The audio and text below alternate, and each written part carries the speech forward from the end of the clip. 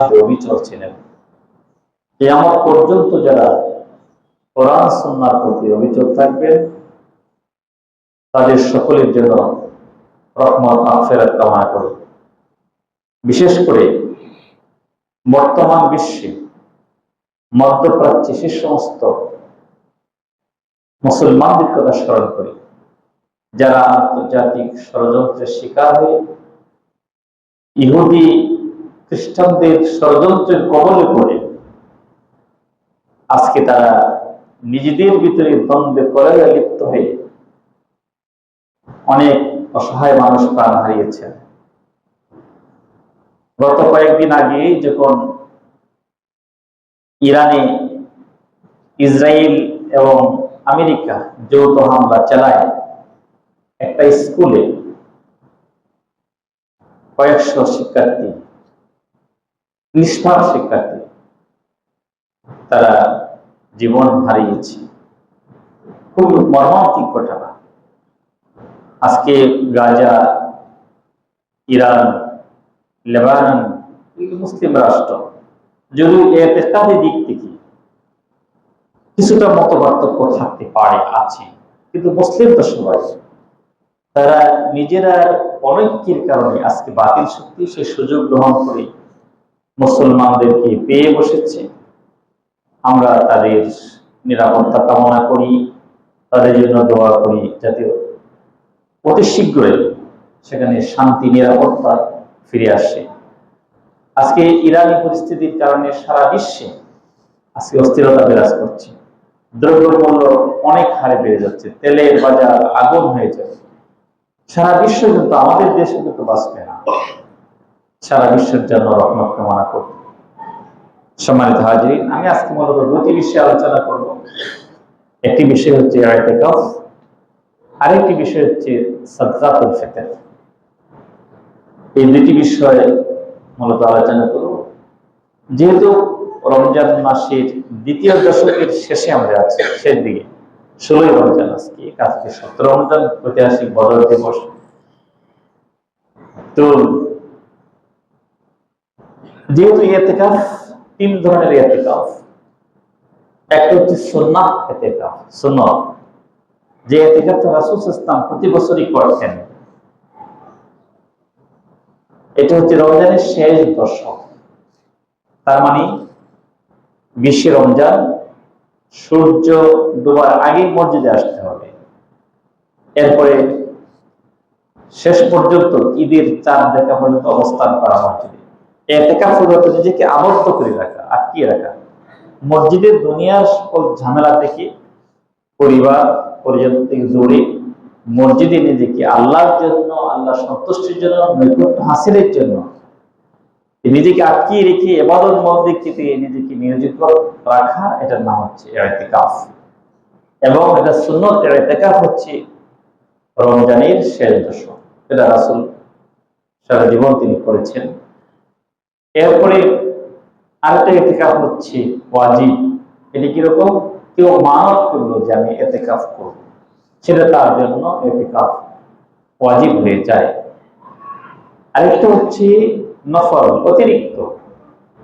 রমজানের দিন ছাড়াও বছরের যে কোনো সময় যদি আপনি মসজিদে একদিন দুদিন থাকেন বা কয়েক ঘন্টা অবস্থান করেন যে আমি কয়েক ঘন্টা মসজিদে থাকবো, এটা নফল ইতিকাফ।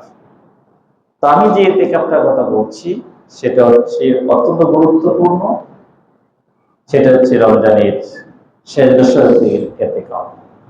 শেষ দশকে ইতিকাফ করলে সবচেয়ে যে গুরুত্বপূর্ণ যে বিষয়টা, একটা জিনিস আমাদের পাওয়া সহজ হয়ে যায়, সেটা হচ্ছে লাইলাতুল কদর, যেটা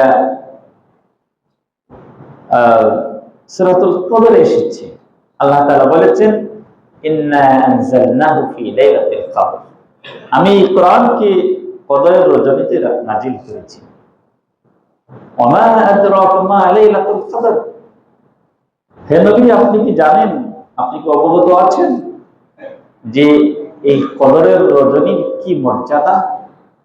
আল্লাহ বলছেন, প্রশ্ন করে জবাব দিচ্ছেন, লাইলাতুল কদরি খায়রুম মিন আলফি শাহর, এই কদরের একটি রজনী হচ্ছে সহস্র মাসের চেয়ে শ্রেষ্ঠ। এত গুরুত্বের কথা বলা হয়েছে।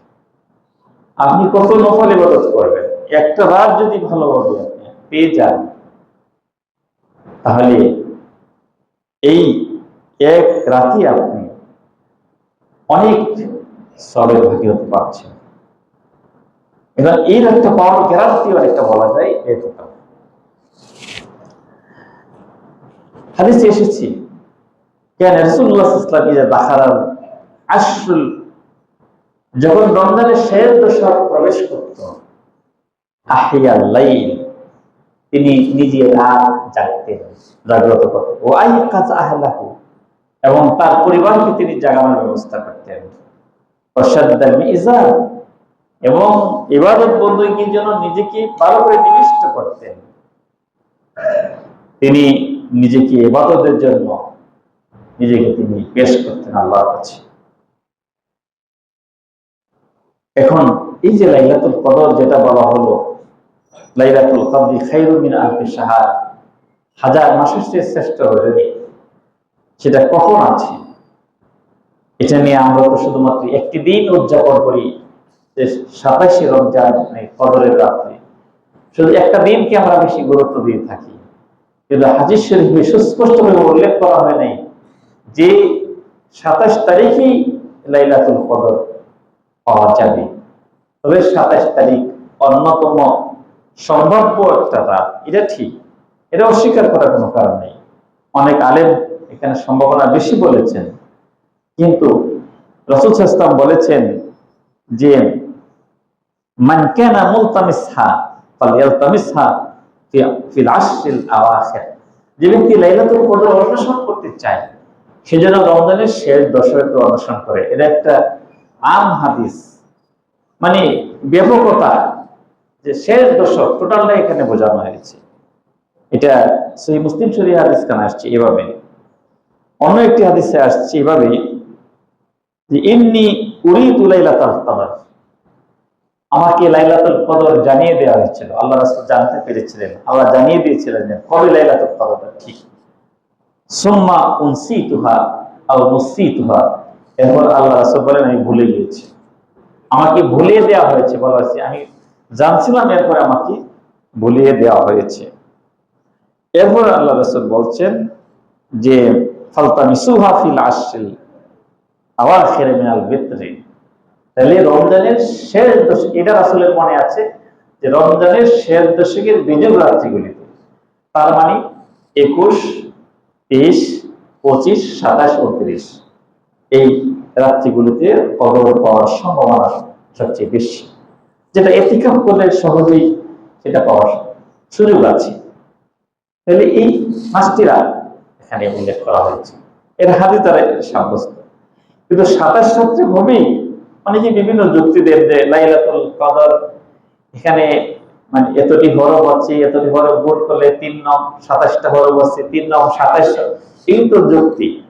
কিন্তু আসলে যেটা হাদিসে আসছে যে রমজানের শেষ দশকের বেজে রাত্রিগুলিতে এই কদরকে মানে এ করতে বলা হয়েছে, অন্বেষণ করতে বলা হয়েছে। এবং এই কদর রাত্রির ব্যাপারে আল্লাহ তাআলা নবী বলেছেন, সহিহ বুখারীতে হাদিস কানে এসেছে, মান কামা লাইলাতাল কদর ঈমানান ওয়া ইহতিসাবান গুফিরা লাহু মা তাকাদ্দামা মিন যামবিহি, যে ব্যক্তি ঈমান এবং সওয়াবের আশায়, মাফের আশায়, গুনাহ মার্জনার আশায় এই কদর রাত্রিতে যে ইবাদত করবে, বন্দেগী করবে, জাগরণ করবে, সেই ব্যক্তি গুফিরা লাহু মা তাকাদ্দামা মিন যামবিহি, তার পূর্ববর্তী সমস্ত গুনাহগুলি ক্ষমা করে দেওয়া হবে। সুতরাং সেই রাতকে আমাদের অনুশীলনের জন্য, সেই রাতকে পাওয়ার জন্য আমাদের সচেষ্ট হওয়া দরকার। আমরা শুধু একটি সাথে সারা আমরা মিষ্টি বিতরণ করে উদযাপন করব, খাবার দাবার আয়োজন করে উদযাপন করব, একটা রাত বিশেষভাবে উদযাপন করব, এবং ফজরের নামাজও ঠিকভাবে পড়ব না। রাত্রে ইবাদত করতে যেমন হয়ে যায় যে সারা রাত জাগতে জাগতে কদর উদযাপন করছি, এরপরে ফজরের নামাজের সময় ঘুমাই গেছি, সাহিরে খায় শুয়ে পড়ছি, আর খবর নাই, আগে ঘুম হয় না। এভাবে নয়, আপনি প্রথম রাতে এসা পড়ে তারাবির বাড়ি শুয়ে পড়বেন, ঘুমায় পড়বেন, শেষ সাথে উঠবেন, ওদের যতক্ষণ আপনি জাগতে পারেন একদম সেহরি খাওয়া পর্যন্ত, ফজর পরে কিছু ঘুমানো প্রয়োজন হলে পরে ঘুমাবো। এটা হচ্ছে সুন্নাহ তরিকা। আয়েশা সিদ্দিকা রাদিয়াল্লাহু তাআলা আনহা বলেন, ইয়া রাসূলুল্লাহ, কদরের রাত্রির এত ফজিলত, আমাকে একটি আপনি দোয়া শিখিয়ে দেন, আমি কোন দোয়া পড়লে সবচেয়ে বেশি লাভবান হতে পারি? আল্লাহ রাসূল আয়েশা সিদ্দিকাকে একটি দোয়া শিখিয়ে দিলেন, আল্লাহুম্মা ইন্নাকা আফুউন কারীম তুহিব্বুল আফওয়া ফাআফু আননি। এই দোয়াটা আল্লাহ রাসূল আয়েশাকে শিখিয়ে দিলেন। আমরা সেজদায় যে বা সেজদা দেওয়া ছাড়াও আমরা সেই কদর রাত্রিতে সেই দোয়াটা বেশি বেশি করে করতে হবে। আল্লাহুম্মা ইন্নাকা আফুউন কারীম, হে আল্লাহ আপনি তো দয়াশীল, আপনি আপনি দানশীল, আপনি দয়া করেন, দান করেন, মাফ করেন, ক্ষমা করেন। তুহিব্বুল আফওয়া, আপনি ক্ষমাকে পছন্দ করেন। ফাআফু আননি, সুতরাং আমাকে আপনি ক্ষমা করে দিন। এই দোয়ার অর্থ হচ্ছে এরকম। অথবা বাংলা ভাষায় আপনি বলেন, হ্যাঁ আল্লাহ আপনি তো মার্জনাকারী, আপনি তো গুনাহ মাফকারী, আপনি তো মাফ করতে পছন্দ করেন। কেউ আপনার কাছে মাফ চাইলে আপনি আমাকেও সে মাফ যারা প্রাপ্ত হবে তাদের অন্তর্ভুক্ত করে নিন। এই দোয়াটা আল্লাহর কাছে আমরা করতে পারি, যেটা আয়েশা সিদ্দিকা রাদিয়াল্লাহু তাআলা আনহা তিনি আল্লাহ রাসূল থেকে তিনি শিখে নিয়েছেন। আরেকটা হাদিসে আসছে যে ইন্না নবী সাল্লাল্লাহু আলাইহি ওয়াসাল্লাম কানা ইয়াতাকিফুল আশা, রাসূল শেষ দশক তিনি ইতিকাফ করতেন মিন রমজানের হাত্তা তাওয়াফাহুল্লাহ, তিনি তার ওফাত পর্যন্ত, ইন্তেকাল পর্যন্ত তিনি এটা করেছেন। সুম্মা ইতিকাফা আজওয়াজুহু মিন বাদি, সহিহ বুখারীতে আসছে তার স্ত্রীগণও তারা ইতিকাফ করেছেন। সেখানে মসজিদের এক পাশে সেখানে ব্যবস্থা ছিল, হুজুরের পাশে তো মসজিদ ছিল, সেভাবে তারা ইতিকাফ করেছেন। সুতরাং মহিলারাও মানে রাসূলের স্ত্রীগণও সেটা করেছেন।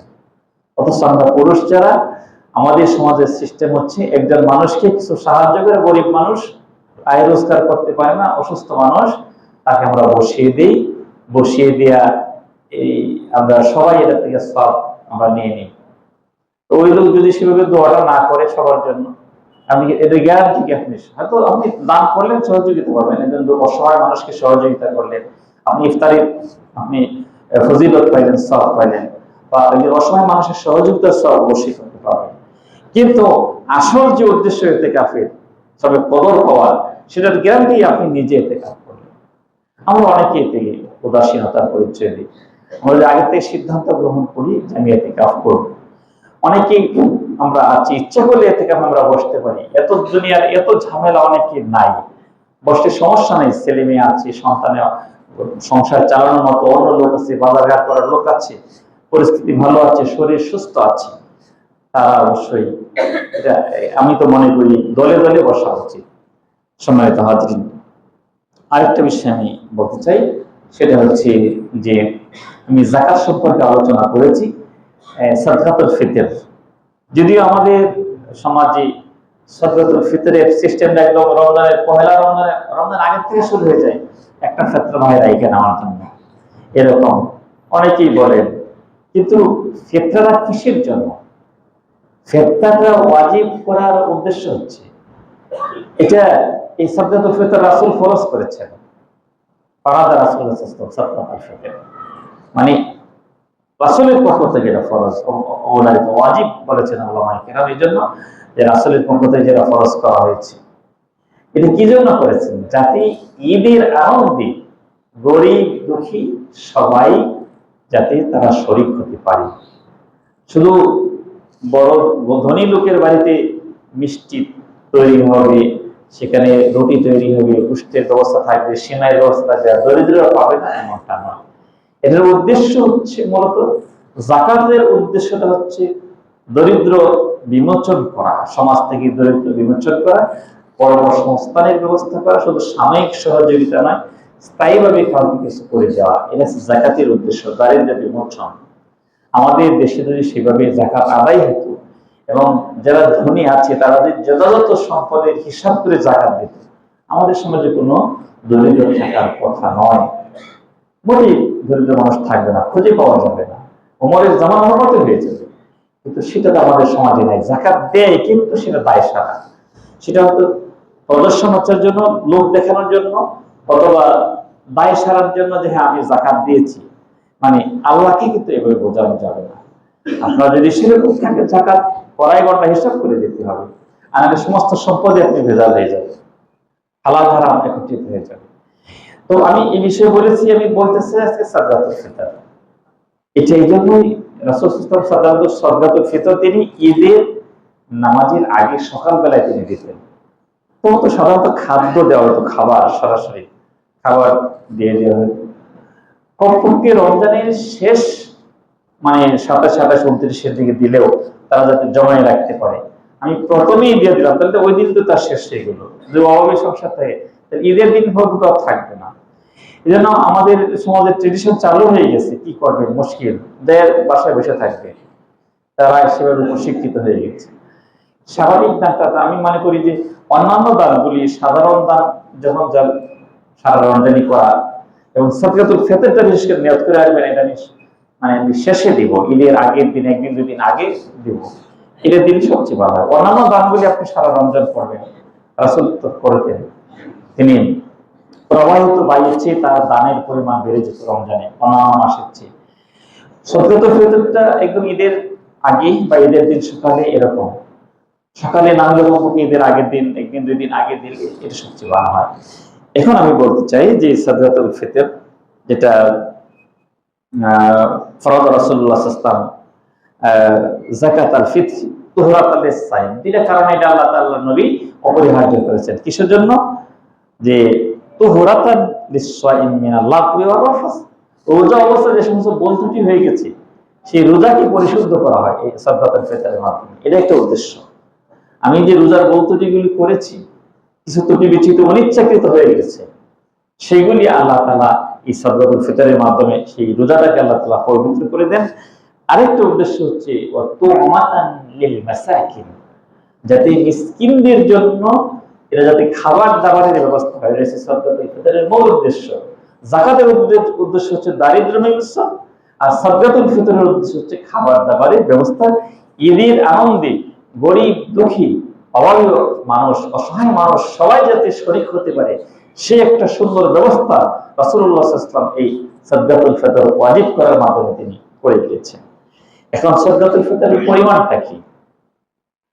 চারটা জিনিস হাদিসে উল্লেখ করা হয়েছে, পাঁচটা, দুইটা হাদিসে পাঁচ ধরনের জিনিস সাদকাতুল ফিতরে মানে এসেছে, বর্ণনা এসেছে।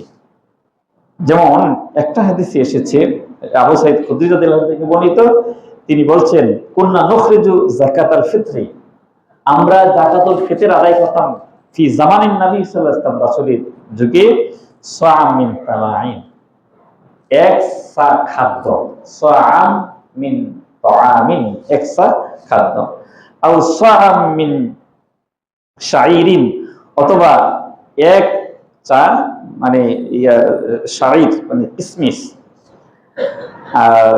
সরি জল, শাইর মানে হচ্ছে জল, আর আল সাআম মিন আকিতিন তামারিন, অথবা এক সা খেজুর, আর সাআম মিন আকিতিন, অথবা এক সা পনির, আর সাআম মিন জাবিবিন, অথবা এক সা কিসমিস। এটা এসেছে। আরেকটা হাদিসে এসেছে, এটা হচ্ছে সহিহ বুখারীতে হাদিস খানা উল্লেখ করা হয়েছে। আর একটা হাদিস মুসনাদে আহমদে এসেছে, সেই হাদিসটা হচ্ছে আসমা বিনতে আবু বকর থেকে বর্ণিত হাদিসটা। তিনি বলছেন কুনা নুআদ্দি যাকাতাল ফিতর আলা আহাদি রাসূলুল্লাহ সাল্লাল্লাহু আলাইহি ওয়াসাল্লাম, আমরা রাসূল সাল্লাল্লাহু আলাইহি ওয়াসাল্লামের জামানায় যাকাতুল ফিতর আদায় করতাম মুদ্দাইনি মিন কামহিন, মানে দুই মুদ গম। তাহলে একটা হাদিসে আমরা পাই গমের কথা, যেটা আজকে আমাদের বিশেষ করে ভারতীয় উপমহাদেশে এই গমের প্রচলনটা সবচেয়ে বেশি হয়েছে, কারণ এটার পরিমাণটা অত্যন্ত কম, মূল্যটা কম। কিন্তু রাসূলের জামানায় যখন রাসূল দুই মুদ গম দ্বারা তিনি আদায় করতেন, তখন তো ওই যে এক চা পরিমাণ মানে খেজুরের মূল্যের সম পরিমাণই কিন্তু ছিল, মূল্য বেশি ছিল, এটা প্রধান খাদ্য এটা ছিল। সেজন্য ওই সমস্ত এলাকা, যে সমস্ত এলাকায় এগুলি অপরিহার্য করা হচ্ছে। কিন্তু আমাদের দেশে গমের জিনিসটাই শুধু ধরা হয়, কিন্তু কেউ জব, কিসমিস, পনির, খেজুর এগুলি ধরতে চায় না কেউ। কিন্তু হাদিসে তো ওইগুলির বর্ণনা এসেছে। এই জন্য আলহামদুলিল্লাহ গত কয়েক বছর যাবৎ ইসলামিক ফাউন্ডেশনের ফতোয়া বোর্ড তারা একটা সিদ্ধান্ত নিচ্ছে, এই সিদ্ধান্তটা অনেক তুলনামূলক ভালো হয়েছে। সেটা হচ্ছে 5টা নেশাব নির্ধারণ এবার করা হয়েছে। সেটা হচ্ছে যে আমরা যদি গমের হিসেবে ধরি 2 মুদ মানে হচ্ছে, এটা আবার পরিমাণের দিক থেকে কম। কিশমিশ, খেজুর, পনির, জব এগুলির পরিমাণেও কিন্তু বেশি। আবার গমের পরিমাণে দিল 2 মুদ মানে যে অর্ধেক চা, হাফ চা। আর হাফ চায়ের পরিমাণ হচ্ছে মানে 1 কেজি 6.5 টাকা মাত্র। তাহলে এটা কমে যাচ্ছে পরিমাণ। 3 কেজি 300 গ্রাম হচ্ছে আপনার 1 চার পরিমাণ, তাই এটা কমে যাচ্ছে। তাহলে এটার মূল্য হিসাব করে দেওয়া হয়েছে। ভালো আটা বা গমের মূল্য এই বছর জাতীয় পর্যায়ে যেটা নির্ধারণ করা হয়েছে 110 টাকা। এর হচ্ছে গমের হিসাব সর্বনিম্ন ক্ষেত্রা। এরা দিবেন আমার মনে হয় যারা একটু অভাব অনটন বা সংসারটা একটু কষ্ট করে চলে, কিন্তু ওই দিন ওই পরিমাণ সম্পদ তারা আছে, ঈদের দিন যে পরিমাণ সম্পদ থাকলে যাকাত ফরজ হয়ে যায়, 1 বছর অতিবাহিত হওয়ার শর্ত নয়, সম্পদ থাকলে মোটামুটি চলতে পারে, সেই সাদকাতুল ফিতর আদায় করবে। তাহলে এই সর্বনিম্ন 110 টাকা নির্ধারণ করা হয়েছে গমের হিসাব করে, কিন্তু তাও আবার পরিমাণে ব্যক্তিগত। কিন্তু জব 3 কেজি 300 গ্রাম এটার মূল্য দেওয়া হয়েছে 530 টাকা। যারা জব, এটা তো আমাদের দেশের জবের প্রচলনটা খুব বেশি একটা নাই, অল্প স্বল্প আছে, এটা গমের মতোই। আর হচ্ছে খেজুর। খেজুর তো এখন সবাই খেজুর দ্বারা ইফতার করে, মাশাআল্লাহ, কেউ তো খেজুর বাদ দিয়ে ইফতার করে না। খেজুরের মূল্য কিন্তু মোটামুটি 700 টাকা কেজি যদি ধরা হয়, 600 650 এত নর্মাল খেজুর। আজোয়া খেজুর যদি ধরতে যেতে 1002 এর মতো হয়ে যাবে, এত তো মোটামুটি মিডিয়াম বা নিম্ন মধ্যবিত্ত পর্যায়ে ধরলেও যেটা হয় সেটা হচ্ছে 2310 টাকা। এটা জাতীয়ভাবে নির্ধারণ করেছে 2310 টাকা। আর কিশমিশ 3 কেজি 300 গ্রাম মানে 1 সা, যেটা হাদিসে আসছে, এটার পরিমাণ হয় 1980 টাকা। এটা এই বছরের জাতীয়ভাবে নির্ধারিত ফিতরা কিন্তু বলছি। আর পনিরের যে মাখন, যেটা এই পনিরের মূল্য হচ্ছে সবচেয়ে বেশি দামি জিনিস, এটা হচ্ছে 2805 টাকা। এটা জাতীয়ভাবে নির্ধারণ করা হচ্ছে। এখন আমি কি পরামর্শ দিব? আমি পরামর্শ দেব যাদের সম্পদ কম আছে, বেশি সামর্থ্য কম আছে, তারা কমটা দিবেন, কমপক্ষে 110 টাকা দিবেন, অথবা ওই পরিমাণ কোন জিনিস, খাবার জিনিস, চাউল দিবেন, গম দিবেন বা আটা দিবেন। আর যারা ধনিক শ্রেণীর, আমি বলবো যে খেজুর যখন সবাইকে খেজুরের মূল্য হিসাব করে দিই, তাহলে একটু বেশি হয়। অন্তত পক্ষে আমি যেটা মনে করি, আমাদের যেহেতু ত্রাণ কথাটা আছে, খাদ্য একটা খাবার হিসেবে আসলে আমরা চাউলও দিতে পারি ইচ্ছা করলে। তাহলে যদি 3 কেজি 300 গ্রাম চাউলের হিসাব করা হয়, যে যে মানের চাউল খান সে সরাসরি চাউলও দিয়ে দেন, অথবা চাউলের সমপরিমাণ মূল্য 3 কেজি। এখন মোটামুটি মধ্যম পর্যায়ের দলে তো 60-70 টাকা এরকম। আর যারা ভালো মানের চাল খান তারা 70-80-90-100 টাকা পর্যন্ত কেজি চাল খাওয়া হয়। কিন্তু 60-70 করে ধরলে তো সেই 200 টাকা বেশি হয়ে যায়। এই জন্য আমি পরামর্শ দিব, যার যার সামর্থ্য অনুযায়ী আপনারা ফিতরা নির্ধারণ করবেন। 110 টাকা যাতে কম না হয়, আর সর্বোচ্চ তত 2805 টাকা পর্যন্ত আছেই। এই হিসাবে ফিতরা দেওয়ার জন্য আমরা চেষ্টা করি। এটার উদ্দেশ্য হচ্ছে দরিদ্র জাতি উপকৃত হয়, এবং এটা অবশ্যই ঈদের নামাজে যাওয়ার আগে এই ফিতরা আদায় করার হুকুম, এটা আমাদের খেয়াল রাখতে হবে। সম্মানিত হাজিরিন, সবশেষে বলতে চাই যে 2টা বিষয় আমরা আলোচনা করলাম, যে লাইলাতুল কদর পাওয়ার জন্য ইতিকাফ করার জন্য আমরা মানে এখনো নিয়ত করি নাই, যাদের সুযোগ আছে আমরা নিয়ত করি। মসজিদে আমরা মানে 20 রমজানের মানে সূর্য ডোবার আগে এসে উপস্থিত হতে হবে, এবং ইতিকাফ অবস্থায় একান্ত জরুরি প্রয়োজন ছাড়া বাইরে যাওয়ার, টয়লেট, প্রস্রাব, পায়খানা, অজু, গোসল ইত্যাদি, এবং গোসল না করাটাই হচ্ছে ইতিকাফ অবস্থায়। গোসল করলে বাইরে যেতে হবে, অনেক সময় নষ্ট হয়ে যাবে। গোসল না করে থাকাটা এটাও একটা ভালো, এবং প্রয়োজন করলে একান্ত অস্থির লাগলে সেটা গোসল করতে হবে। আর পারিবারিক কোনো যোগ ঝামেলা সেগুলি এতেকাফ অবস্থায় রাখা যাবে না। পরিবারের সাথে দেখা করতে যাওয়া, বাড়িতে যাওয়া, এগুলি করা যাবে না। সেই মানসিকতা নিয়ে মসজিদে আসবো আশা করি। আর যারা যাকাতুল ফিতর, সাদকাতুল ফিতর যারা আদায় আমরা করতে সামর্থ্য রাখি, অবশ্যই ঈদের দিনের নামাজে যাওয়ার আগে সেটা আমরা আদায় করব। রমজানের শেষ দিকে আদায় করার জন্য আমরা চেষ্টা করব। আল্লাহ সুবহানাহু ওয়া তাআলা আমাদের সকলকে আমাদের এই আলোচিত বিষয়গুলি নিয়ে আমাদের জীবনকে গঠন করার, আমল করার তৌফিক দান করুন। সাল্লাল্লাহু তাআলা আলা খায়রি খালকিহি মুহাম্মাদি ওয়া আলা আলিহি ওয়া সাহবিহি।